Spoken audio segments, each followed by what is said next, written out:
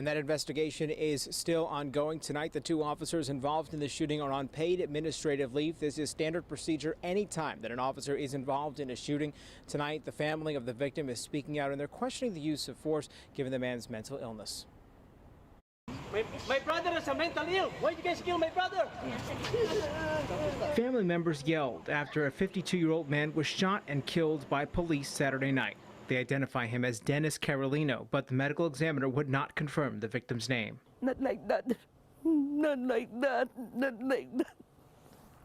Not like that. My nephew will die. Not like that. Police say Dennis's oldest aunt called 911 to report Dennis hit her in the chest with a brick and threw another one at her head.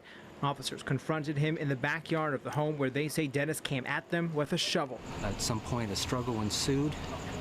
All we know at this point is that officers did attempt to deploy a taser. The suspect was swinging some type of pole at the officers per witnesses, and one officer fired a service weapon, striking the suspect at least once.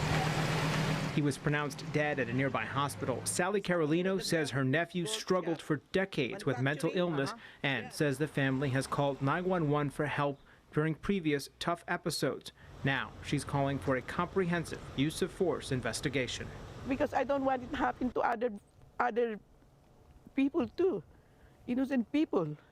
This guy never trouble, never nothing, no nothing. All he do is smoke cigarette and talk to himself. And again, the San Diego Police Department's homicide unit is investigating, and as always, the San Diego County District Attorney's Office will also review all officer-involved shootings.